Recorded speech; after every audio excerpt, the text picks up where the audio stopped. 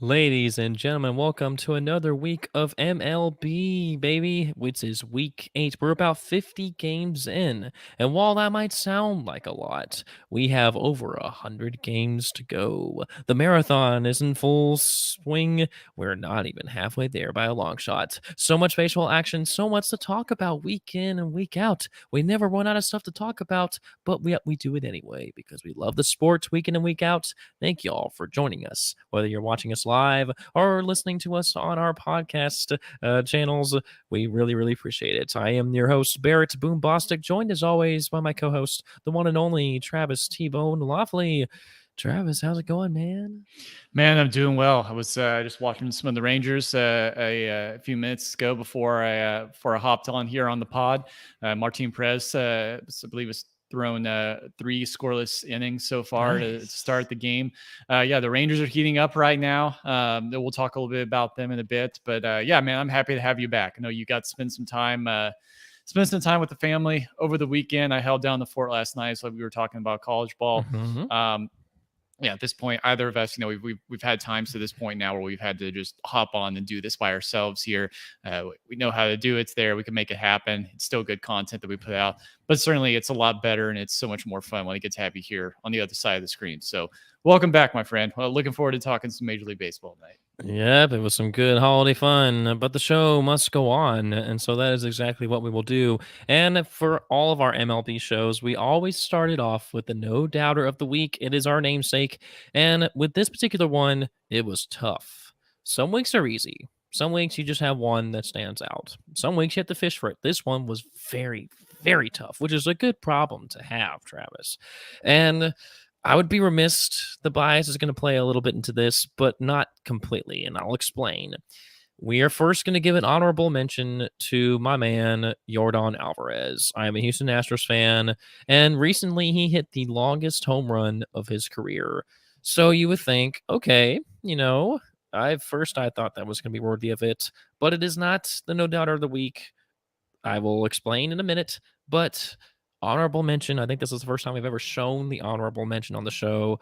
But without further ado, the honorable mention for no doubter of the week goes to Yordan Alvarez. This took place yesterday. Both of them took place yesterday.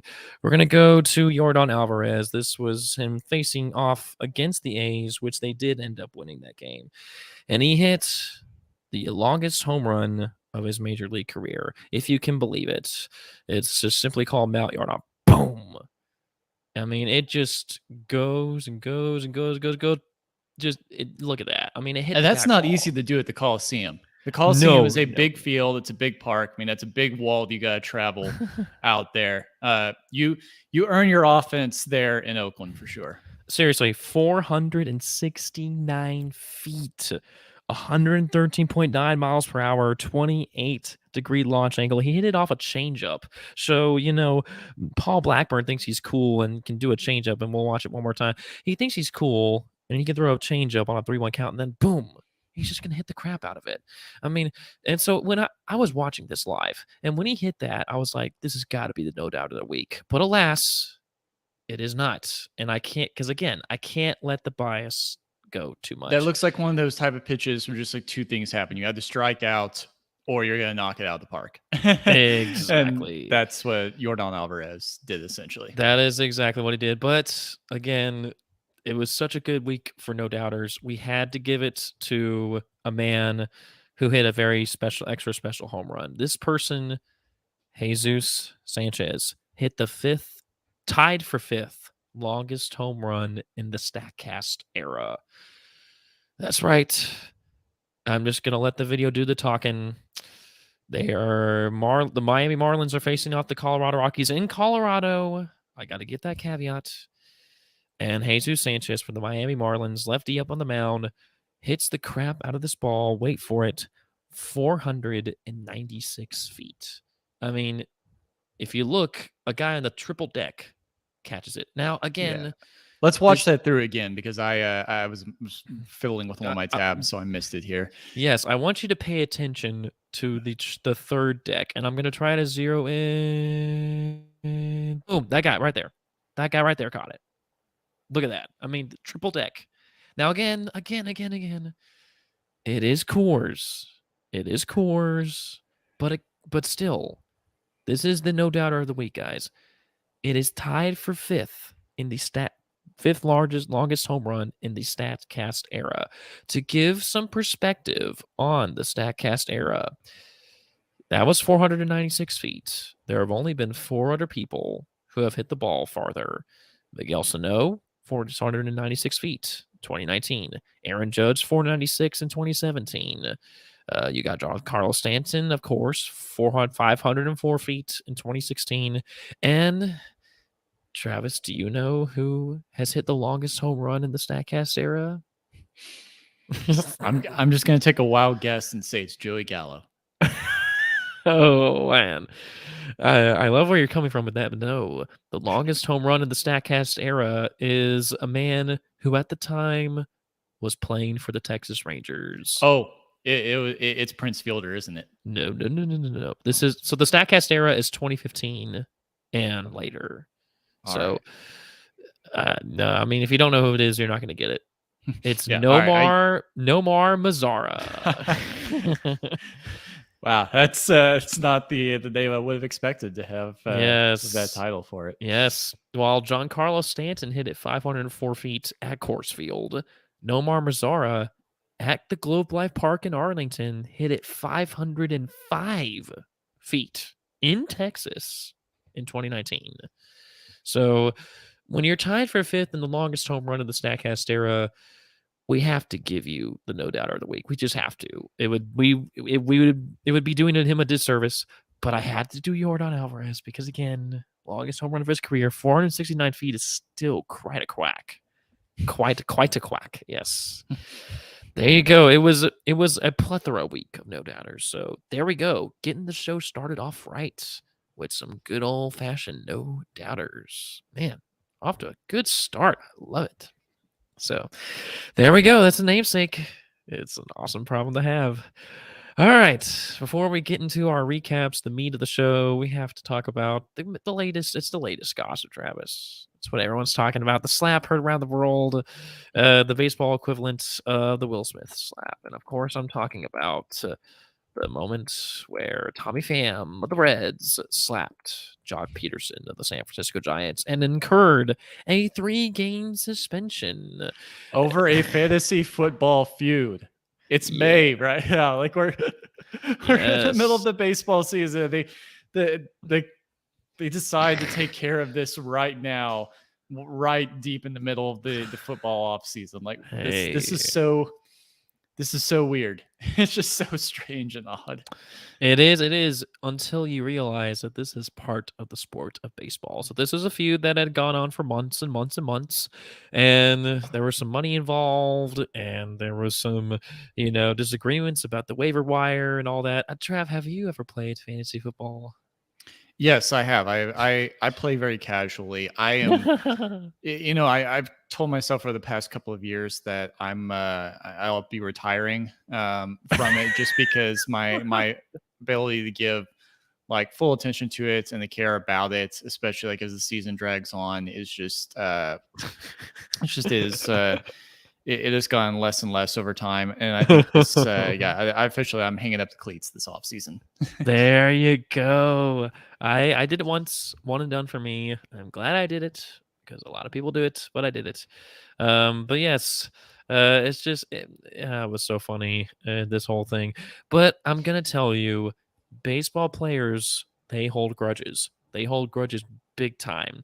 I read a book that I got more out of than I thought I did. The Baseball Code. It's about the unwritten rules of baseball, which are still in a little bit in effect today. They're being phased out, but that book showed me how players hold grudges. They will retaliate against opposing teams, against infractions that happened years ago. Like 3+ years ago, some little thing that happened, they will wait for the right moment and they will get their revenge and they remember. So this doesn't surprise me at all when you think about it in the larger context. There was a character, there was a player in the Baseball Codes book. He kept a hit list literally a hit list of people that he had to get revenge on, and one by one, he would cross it off. Cross it off. He was a pitcher, so he would beat them. So cross it off, cross it off. It took him 20 years to cross off every name off the list. And then he crossed off the last person on the list when they were in the majors, but then they went to the minors together. So they were in the minors together, just playing practice, and he beams him, and he's like, "I got you." That 20 years later, I got you. So you're like, what? Oh my gosh, dude. Yep, that's baseball for you. Yeah. To definitely live by the code mentality. Live by the code, man. Live by the code, die by the code, right? Yeah. Oh man, but nowadays Rob Manfred, he ain't having it. This didn't even happen in the game. It happened in the before the game shenanigans. But Rob Manfred, he's not gonna have any of that. He's like, nope, that is not gonna happen. Todd was caught on camera, so 3 games, boom. So you can argue about that versus another infraction, but you can tell that now they're trying to clamp down on retaliatory beans and all that. So, but yeah, that's really the general topic we wanted to talk about because it happened. It's sensational. It's full of drama, and drama is drama. I mean, it is what it is. I mean, I don't know. It's if it happens, it happens. I mean, I kind of want the sport to be clean, but again, I don't mind a little drama every now and then. So that's just my honest opinion. But anyway, without further ado, let's actually find out what's happening in baseball. T-Money, let's do it like we always do. Let's start off in the AL East. Yeah, absolutely. So, this week I really just want to focus on one team, and that is the Toronto Blue Jays. The Yankees and the Rays right now continue to hold top spots in this division, 33 and 15 overall, and 28 and 20 respectively for these two clubs. The Yankees have lost a couple of games in a row now, as we're recording this show, but they're still 5-5 over their last 10 games, and the Rays as well. My Texas Rangers just got a opening series win over them the other night here last night. We'll talk a little bit more about that in a second. So they've lost a game there. Got once again 5-5 over their last 10 games. These teams can both put up some offense. They're still in really good shape for being in contention here for this AL East crown. But the Blue Jays are starting to heat up now at this point too. So they're on a 5-game win streak. They're now just -1 in the run differential column at this point now. So the offense is certainly starting to heat up. The pitching is starting to get there. 7-3 in their last 10 games. Yeah, you got kind of some highlights that have happened recently here for this team in terms of Matt Chapman hitting a go-ahead 2-run double during the 3-run 8th over the Angels the other day, a few days ago. The Blue Jays had a rally in the 9th inning to get a 4-3 victory over the Angels. Really good performance by Lourdes Gurriel Jr. right at the end when they were looking to seal up the game. You've had some good performances from this team lately. Vlad Jr. right now, he was scratched from the starting lineup a couple of days ago due to a wrist situation. I don't know if he's back at this point now. Sorry, I didn't look far enough into that. But we've talked about this team before. The talent is there. They've kind of been in a lull to this point lately, but it's starting to spark a little bit here because certainly George Springer can't carry this team entirely on his back. And it's been a lot of George Springer and Alek Manoah, the star starting pitcher, the former West Virginia Mountaineer, that really have kind of been the offensive and the defensive 1-2 punch here to really anchor down this team in their inconsistencies. But you're getting some help on the pitching side as well too now. Adam Simber, I believe is how his name is pronounced. The relief pitcher here, has really helped seal some good wins for this team. 2.11 ERA for him and 17 strikeouts on the year. Kevin Gausman now has 65 strikeouts on the year with a 2.25 ERA. So there's some good pieces here to this Blue Jays team that are coming together here right at the right time. You want to see I feel like, you want to see this sort of momentum start swinging in the way of teams heading as we get closer and closer to the All-Star break. This always, I don't know about you, but this always feels like a really definitive kind of period of time here. This like heading as we move into the summer, getting towards the All-Star break, and then as we're finishing up the summer, coming out of the All-Star break, there, it's a good time, like in one or both of those kind of time periods, to really figure some things out there. And the teams that do end up oftentimes being in contention ultimately, for the postseason, and sometimes getting making some noise once the month of October rolls around. So you've got the Blue Jays right now sitting 5.5 games behind in that division. And I still haven't gotten a lot of chances to watch this team yet, really at all. But from what I'm reading here and just kind of what I'm seeing in terms of stat lines, it's coming together up there north of the border.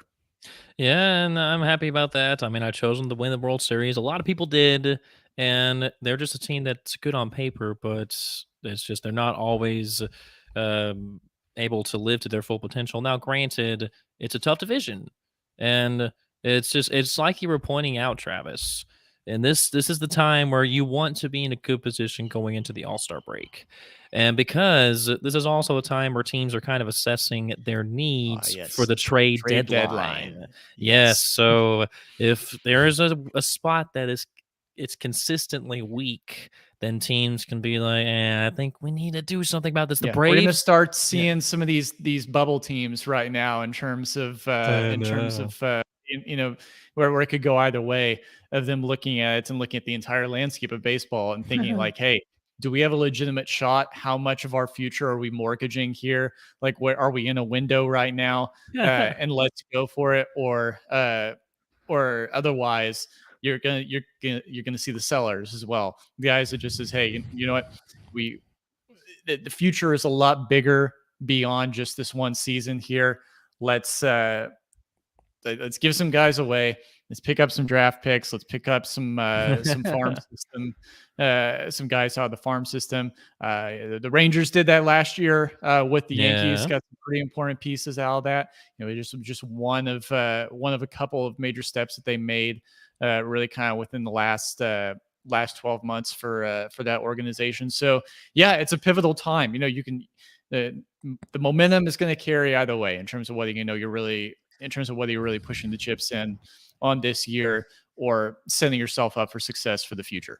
So it's a fun time of year for sure.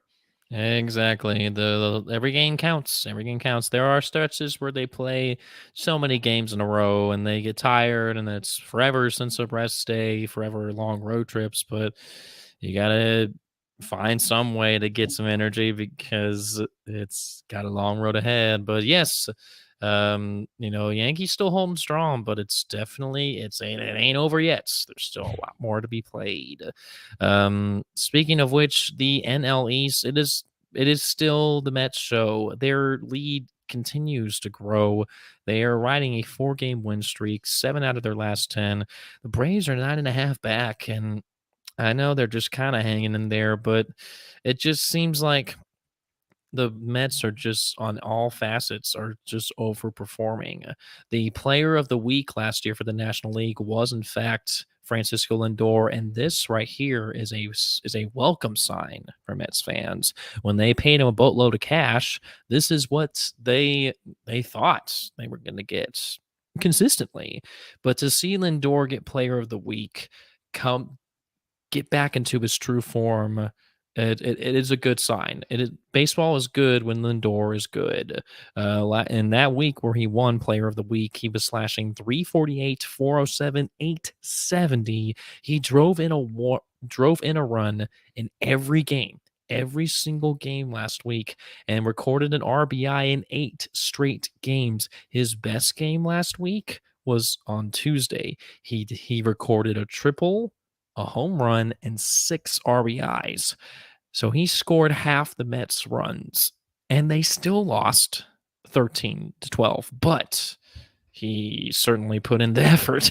You can't blame him. I mean, a triple and a homer. So, but Francisco Lindor, and really the Mets, they're doing well because it's not just Lindor. It's just their offense.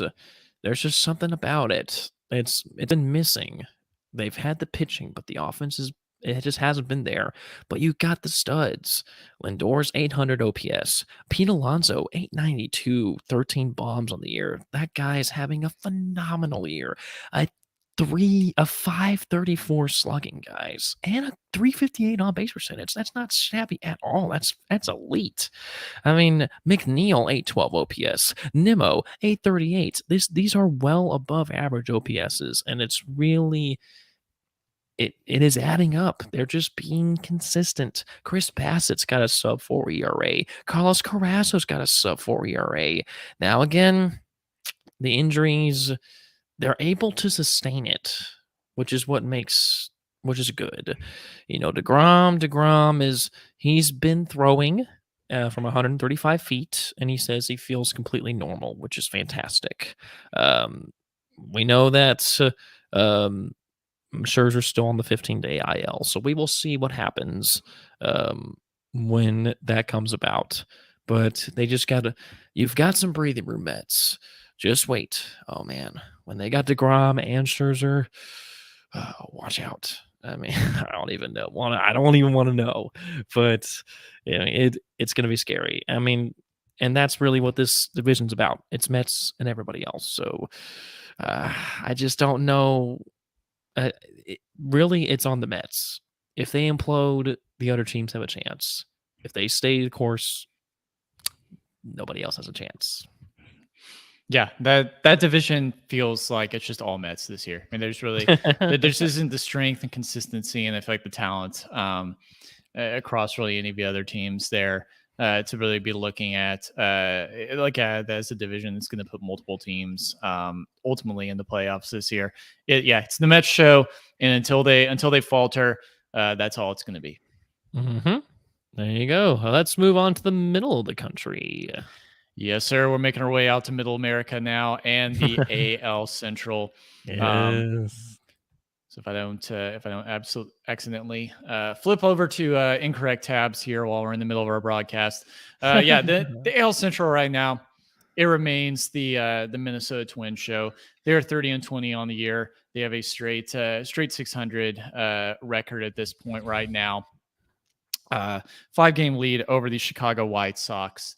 And it's that. Well, I feel kind of the same way about there's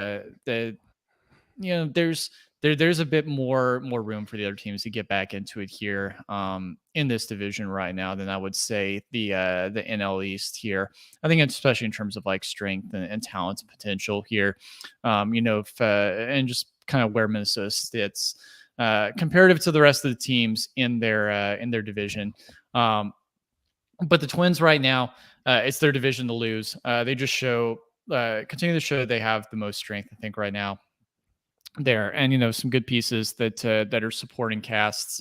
In addition to Carlos Correa right now, the second baseman Luis Arias with his 361 batting average, also slugging 417 and on base percentage of 452.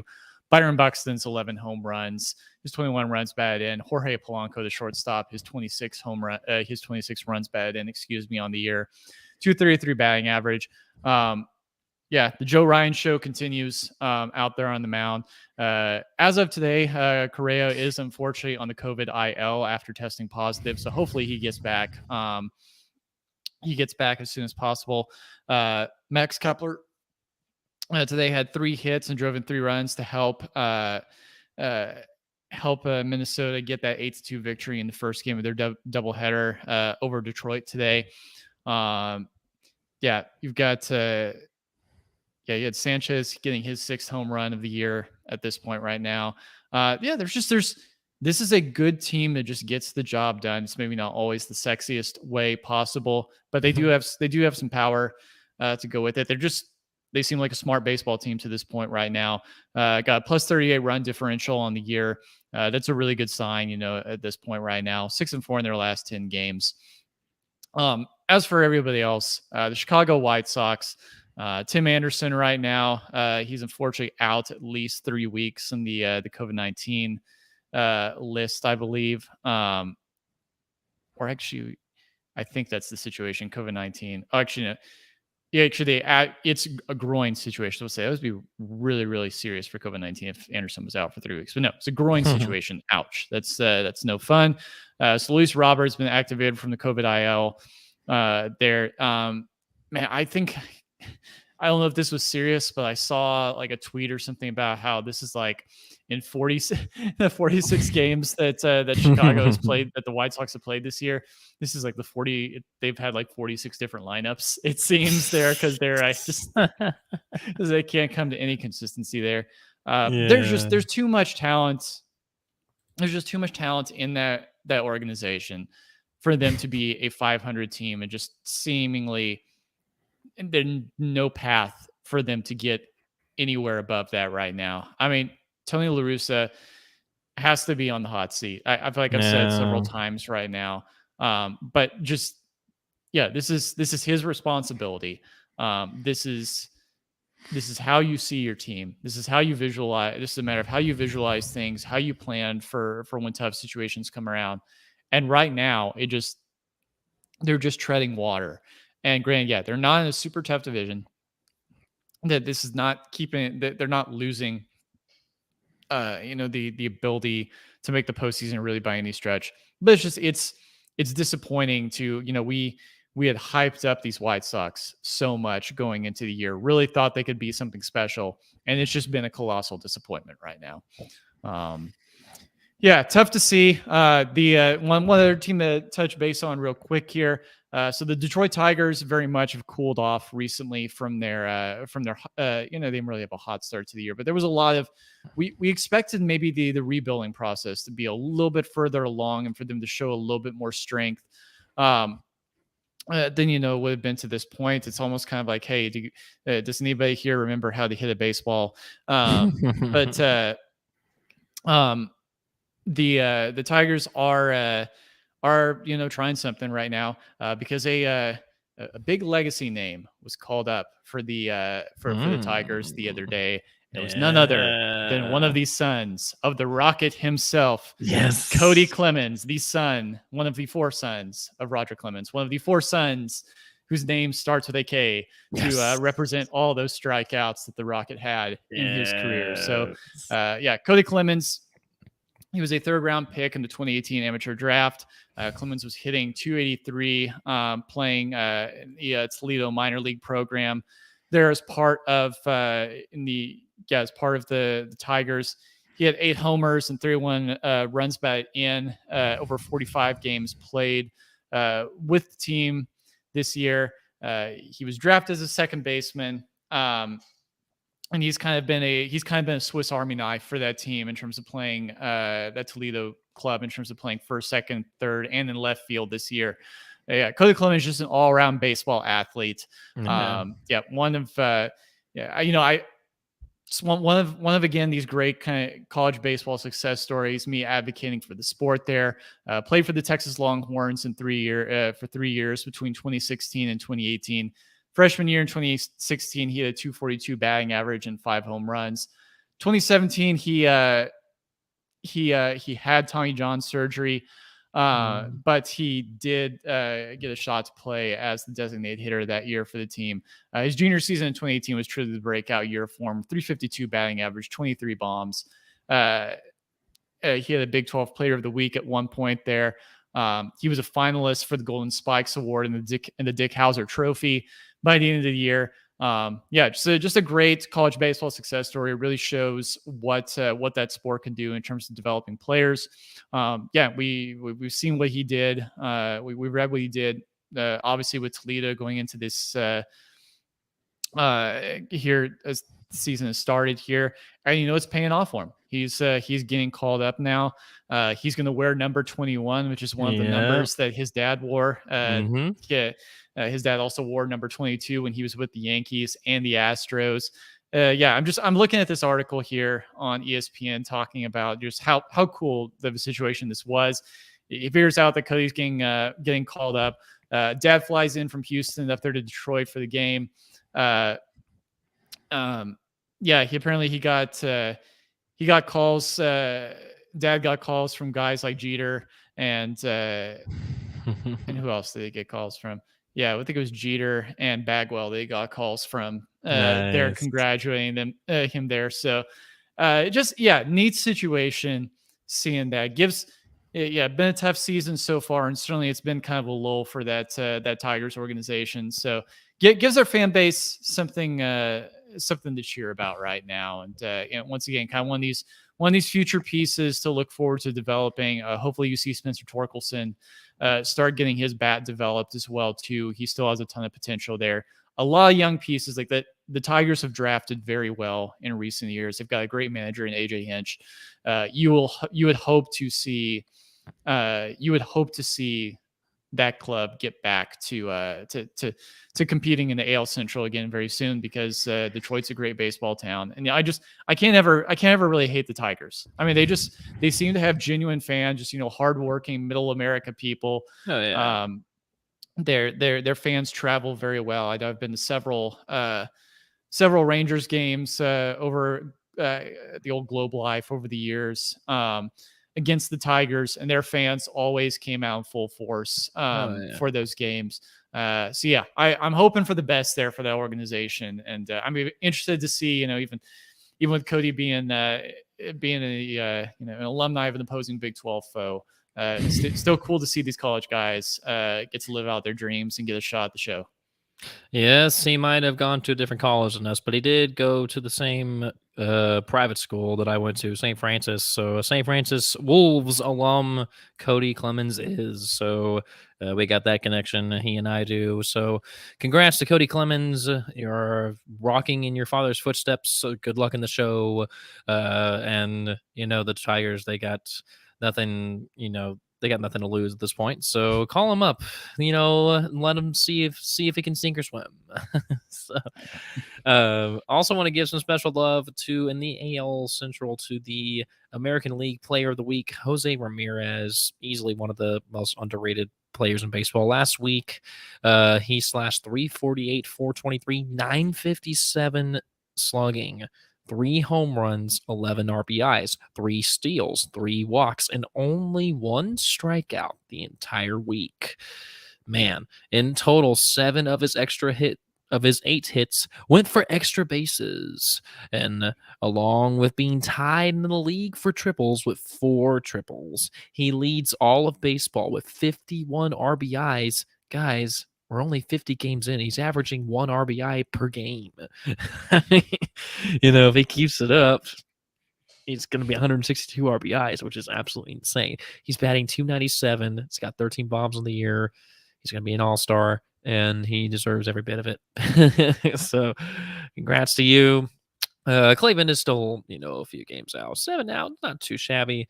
But the Twins, it's all about the Twins, just as you alluded to. So a pretty good division. It's the White Sox could make a pull for it. They're not entirely out of it, but I mean, who knows? Anything can happen. Trade deadline can give hope. We'll see. So it's turning out to be much more interesting than I thought it would be. So, well, there you go. Now on over to the NL Central. It's all the Brewers now. It's the 2-horse race of the Brewers and the Cardinals. When it comes to the Brewers, Corbin Burns again. He's just coming into his own. 195 ERA, 0.82 WHIP, and when you have a guy like that, it's pretty good. But then Eric Lauer, 231 ERA. He's really, really sinking in. Josh Hader, again, he just continues to hate. Again, it seems like every week he still hasn't given up a run. Still, it's just every week it's the same thing. And I'm just going to keep pointing out the fact that he's never given up a run until he finally does. And even when he finally does, I mean, it's still going to be incredibly impressive. The pitching is definitely there for the Brewers. It's a pretty impressive runs scored or runs allowed, shall I say. Offensively, it's a team effort.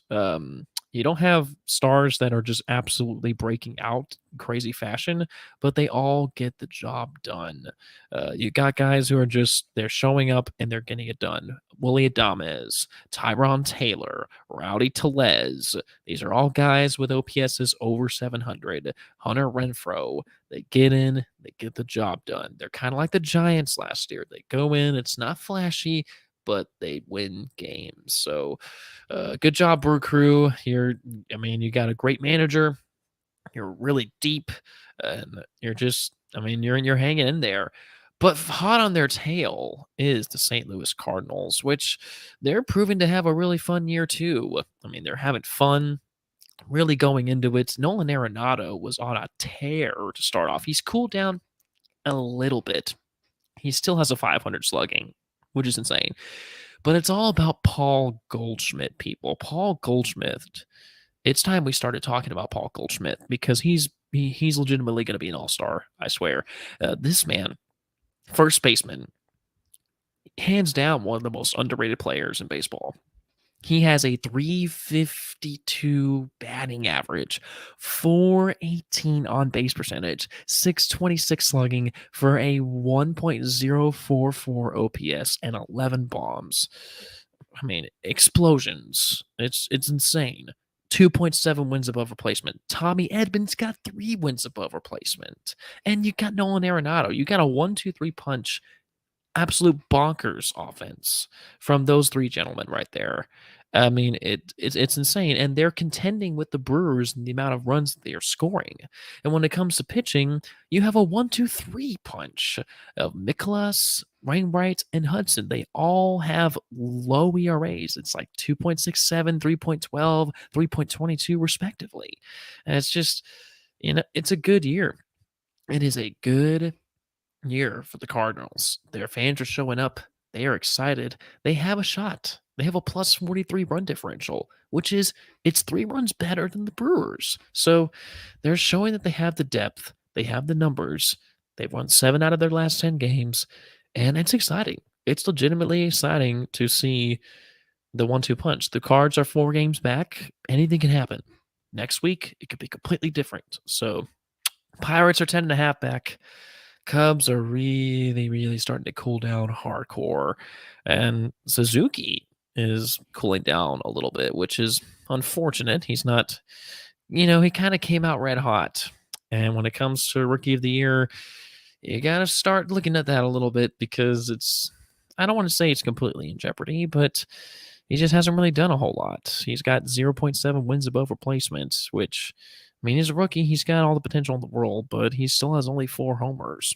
775 OPS is still solid, but I don't know. We'll see. But yep, there it is. The 2-horse race of the NL Central. I love it. It's I still just got this deep feeling that the Cardinals are going to take that division. They're going to go on a hot streak there within the last month of the season, and just narrowly scrape it out over the Brew Crew. But hey, we have a lot of baseball left to be played. Let's not get ahead of ourselves here. Certainly 2 very good teams. They can both do a lot of damage once the postseason rolls around there in the National League. So we will see how this races unfold. But let's swing it back over to the American League and head far out west, where the gold rush has kind of cooled off a little bit with the Los Angeles Angels of Anaheim on a 5-game losing streak right now. What's ultimately just happening with the Angels right now? Dealing with some injury issues here. Anthony Rendon a few days ago was put on the IL after his wrist flared up. You've got Kurt Suzuki. He suffered a neck contusion. Just the offense has gone a little bit cold as of recently. Otani's back has been acting up for him a bit here. There's you still got some good stuff that's happening here. Noah Syndergaard, he shut down my Rangers a week ago with eight shutout innings. Actually, I don't think they were shutout innings, but they were really good innings. Got a 5-3 win for the Angels over the Rangers. But yeah, they're in a little bit of a slump right now. But certainly, I think there's the all-around talent in this club that they can get things going again if they can get healthy again. They're certainly going to be right back there on the map. And they're right within striking distance as well of the Astros, we know the Astros, just continue to do Astros things right now. Mhm. The door still remains, the window still remains open right now for this club, right? Club to potentially get another ring right now with their current lineup and their current clubhouse. Um, so they've got the plus 41 run differential on the year. Won a couple games in a row now, 6-4 in their last 10. But I really want to give a focus to my Texas Rangers right now, who all of a sudden are starting to look pretty hot. They're just uh, Mhm. they're just one game below 500 right now. They are 7 games outside behind the lead right now in this division, but they're only a few games right now outside of a wild card spot. Um, they're so within striking distance of both that their they're just playing their best ball at this point now. The offense has woken up. Plus 10 run differential on the year at this point. You're getting some really good pitching performances out of guys here that we didn't exactly, I think, maybe expect, or that we're kind of rolling the dice on. Martin Perez has looked really, really strong early. As I said, he had a great start to his game earlier. I'll have to check in and see how things are going once we hop here off the pod. But I like what I'm seeing there. I like just overall the chemistry. I've started to tune in to a few games recently. I've covered my Rangers here on this show, just kind of briefly touched on them. There's just been so much sports stuff going on lately, especially with the Stars and Mavericks being in playoffs in their respective leagues. Here, other Dallas area sports teams just kind of had like my focus being pulled in multiple directions here, and so haven't been able to really give a whole lot to the Rangers at this point now. With the Rangers being it for the next several months, I've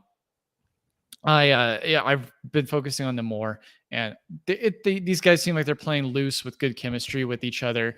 And the two pieces that they just dumped all the money on over this off season here. That us as Rangers fans just like pulled out our phones randomly over the winter to figure out like, wait, we're actually spending money here. Like, oh wow, like Oh, yeah. are starting to are starting to heat up. I mean, first and foremost. Corey Seager here has been playing great lately. He now has 10 home runs on the year, the shortstop, Wow. batting 232 and then 23 runs batted in to complement his game as well. Adolis Garcia, the sensation of last year, the right fielder, he has 29 runs batted in, a 220 batting average and 7 home runs. Marcus Semien broke his home run drought the other day, got a grand slam and a Nice. Rangers blowout win over the A's out at the Coliseum in Oakland. You got some of these offensive statistics that are starting to wake up now. This team is doing a lot better in that regard. Um, Pitching. Martin Perez has been the man has led it here with the 160 ERA, the 44 strikeouts on the year. Dane Dunning has done great as well with 56 strikeouts. You'd like to see that ERA come down from 4.31. But the Rangers are playing more fun ball now. You've got Brad Miller went on the IL the other day for these guys. So they had prospect Josh Smith called up and played in his debut last night for the Rangers there out of Globe Life. It was a 9-5 win over the Rays in that game. And it's just really cool. He had 3 hits in that game. I believe it was either his wife or his girlfriend that was out there in the stands. He had other family members as well that were cheering him on too. Emily Jones went over and talked to her as the game was going on there. So he's the 6th Rangers player with 3 hits in his major league debut, and the first since Nomar Mazara back in 2016. He was at third Nice. base. Brad Miller is on the 10-day injured list right now with a hip issue. So hopefully we'll get him back soon. But just once again, it's good to see. It's good to see the Rangers playing good ball right now, and to see a prospect like Miller get called up. Actually, Smith, get called up and play really, really well, and show that there's talents here that is ready to step up. Some of these guys are ready right now. Other of them are still working there, but there's some legitimate hope in the future of this Rangers organization that I think we're finally starting to see come to fruition here in terms of these front office changes and management changes over the last couple of years. and a broader vision for the future was painted. It was kind of outlined and everything. Now the color is starting to come in on it. We're seeing a lot brighter than it has been before. It's just a fun Rangers club right now, to see giving hope for guys like myself for the future of what's to come. Indeed, the offense of the Rangers is really what's keeping them in the mix, and the pitching is it's really it's the difference. It's not too out of hand, and they have a +10 run differential, and they're playing 500 ball, and when you're playing 500 ball at this point in the game, you're gonna be in the thick of it, Yeah, and we're not giving up a ton of runs. We're having great starting performances. Relief pitching's been good. I mean, it's good, fundamentally sound baseball right now. And those guys look loose and like they're having fun oh playing out yeah. there. I mean, that's a great sign when you're 500 and you see these guys all with smiles, and just like there's a general like energy difference in the building comparative to this point last year that we looked at the pandemic shortened season and really time before that. It's like, yeah, there's there's stuff to like right now about the club.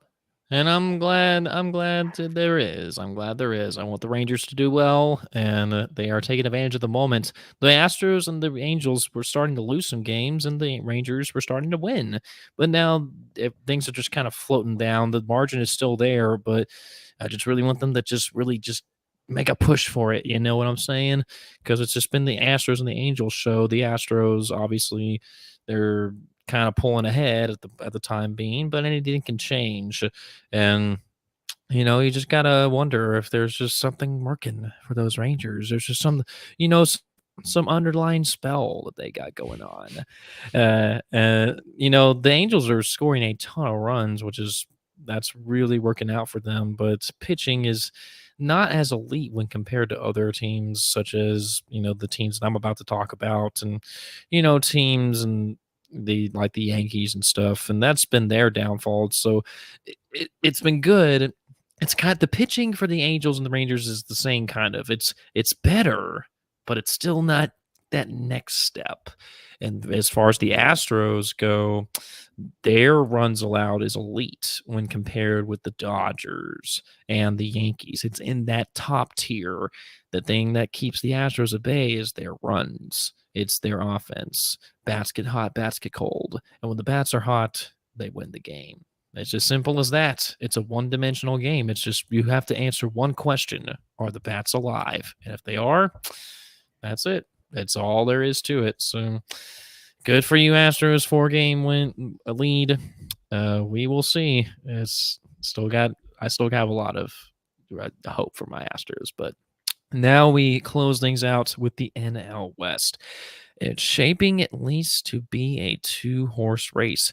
The horse in front by a mere 3 games, the Los Angeles Dodgers with a 118 run differential. It's basically twice the second place run differential. Not twice, but you get the point. It's the Dodgers are going to be the Dodgers. They're the Dodgers every year, and they're going to continue to be it. Mookie Betts is on an absolute tear. 15 home runs. He's slashing 304, 392, 614 with a 1.006 OPS. He is becoming the Mookie Betts that everyone hoped and dreamed that he would be. Freddie Freeman, 879 OPS. Trey Turner, 798 OPS. Cody Bellinger.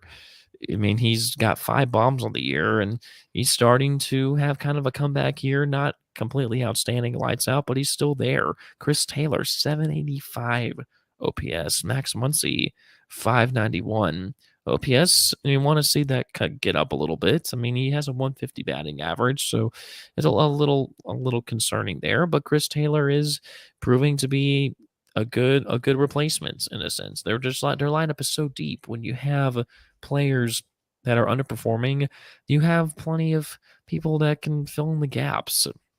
And when it comes to the pitching, it's still there, guys. They have they are tied for the best in runs allowed with the New York Yankees. Wouldn't you believe it? It's Dodgers Yankees. It's all those big market teams that we keep on talking about. And the Dodgers, Walker Buehler, 3.22 ERA, Tyler Anderson, 2.90 ERA, Arias, 2.49. I mean, Clayton Kershaw, 1.80. I mean, yeah, but when Kershaw goes out there, it's lights out. It's just lights out, everybody. I mean, it's phenomenal.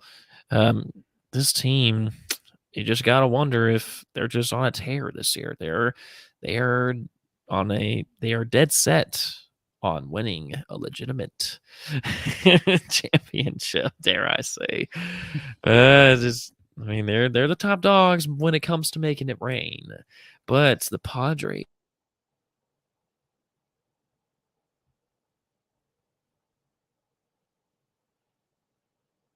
Mm, it's all Manny Machado all day long. This guy's for sure going to be an all-star, barring some kind of catastrophe. Slashing 353, 432, 572. Golly, Manny Machado. I did not expect this year. But you have Eric Hosmer again, 813 OPS, Sturks and Profar, 745. Look at that. Just elite, elite, elite the whole way through. When it comes to pitching, it's still Joe Musgrove. This guy's on a Cy Young tear, guys. 186 ERA, 0.98 whip. You got Shamanayas hovering at around a 402 ERA, which is, it's okay. You Darvish, 376. Nick Martinez, 394. You got Mackenzie Gore with a 171. These are all, they're pretty good. I mean, it's manageable. It's something you can work with. They are really keeping themselves in the ball game. And look, I mean, we're going to get to our power rankings coming up towards the end, but you just got to, will it make a difference when Tatis comes back? That is the ultimate question. Manny Machado he's doing everything that we expected and more. But when you look at Tatis, that 60-day IL is still there. His wrist is going to be scanned next Monday, and at which point he could be cleared to hit. And then it will start the process. So he's just been kind of sitting on the sidelines, waiting to get this point where he's finally cleared to hit. And at that point, Padres fans, the little brother, it just doesn't get any respect. They got to be happy that they're still in the game at this point. But there you go. We will see what happens. That's your recap of all the divisions. It's some exciting races, some tight races. Some divisions are predictable, whereas some are not. But that's what makes it fun, right? Yeah, absolutely. That's the best part of baseball is watching these races play out throughout the year. Exactly. So then we end things off as we always do with the latest No Doubter rankings. Coming in at number 10, the Rays staying at number 10. They're still hanging strong. And My Rangers are probably gonna knock them out of that list this week. uh-huh. We'll see. I mean, look at the Rangers, 23 and 24, and the Rays are 28 and 28 games above 500. But hey, you cannot count it out. So there is hope. The Rangers make the top 10. We can really do some home cooking. We can do an honorable mention and just throw them there just for the heck of it. No, I'm just saying, like, the Rangers still got some work to do to break into the top 10, but they've got they're up on the Rays right now, 3-0 in the 7th. So looks like the Rays might be about to drop a series here. So maybe, yeah. So. But then they've got all the rest of the games to play for the rest of the week before we do our next show. So yeah, I'm just being facetious here. Hey. I gotta homer it up every once in a while, right? Yeah. So Rays at number 10 and Cardinals staying at number 9. It's just they're still good. It's very impressive to be in the top 10 at this point, and they're staying strong. The Angels have gone down 3 slots. They are at the number 8 position. They just lost a lot of games, guys, and I mean they're still there. But it's not the end of the world, but they're just other teams are moving past them. The Twins are hanging still strong at the number 7 position. They're in first place in the Central. They're hanging strong. Brewers have been winning a couple of games, which is why they're in number six position. They've gone up 2 slots in this no doubter rankings. Coming in number five, the Padres going down one just a little bit. They're still there. They're, contesting in the West. It's not a shabby division by any stretch.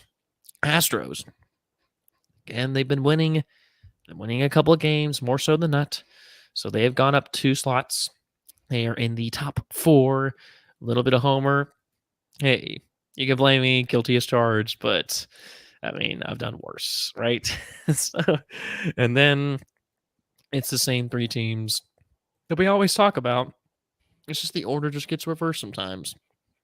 You have the Yankees at number three. You have the Mets at number two. And the number one team, a team that has a 33-15 record, a plus 118 run differential, that has won 7 out of their last 10 games. I'm, of course, talking about the Los Angeles Dodgers. And that's the theme of the year, is just big market dominance the whole way through. And it's sad. Everybody, it's like boo, boo, boo. But, hey, what are you going to do, right? So there you go. That's another week in Major League Baseball. We're going to keep y'all updated every week. Moving on now, and it's the All-Star break. We got a lot of fun stuff happening, man. Absolutely. It's truly is the time of year where I really start locking in on baseball, and I enjoy it that much more as I do.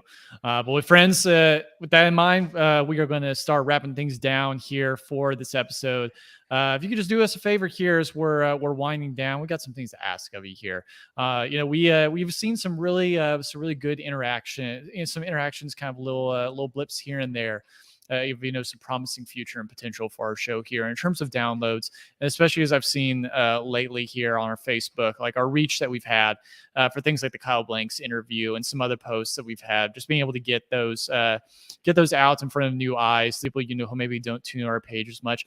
Help us out here. The way you can do that is by making sure that you are subscribed to No Doubter if you're not already. I know many of y'all probably are subscribed now, but some of y'all still are not. So please subscribe to No Doubter wherever you get your podcasts, Spotify, Apple, Google, wherever you get them, we're there. Would really love that. So that way you never miss an episode and you're always right there to be able to give it a listen as soon as it comes out. And also take a look at our brand new YouTube channel as well and subscribe there. That's helping bring us be able to bring this show in live stream format to you. It's one of the formats of which, this stream comes out there. If you want to watch your show live or rather go back to it, if you're subscribed to that channel, you can get it there. Make sure you're subscribed there as well too. Whenever you're watching this, whether it's live or back later, make sure you always share this, comment on it. We're wrapping down the stream here, so we're not about to take any questions that come in. But yeah, ask us questions here. Leave us comments about things. We'll get right back to you. We would love to interact with you there. So yeah, share it, comment, like it. All those things help with the algorithm and help us be able to grow this show. Leave us a review. Let us know how you've been enjoying No Doubter to this point. Make sure that you've liked us on Facebook, that you followed us on Twitter and Instagram. Both those handles are going to be at No Doubter Pod. Boom and myself are on Twitter. You can follow us as well too. We often retweet things from our Twitter accounts and also give our own takes on baseball. And you can just get a look into our lives as well too from there. I'll be at Boombastic21 and at Travis Loftley, where you can find us. Let's talk Patreon real quick. So we revamped those levels recently to include some new benefits there, and give guys some incentives here to kind of take things to the next level in terms of joining us on this show and helping us build a community of people who love the sport of baseball. And one of these things is that no matter what level you're part of, you're considered a part of what's making this show possible here.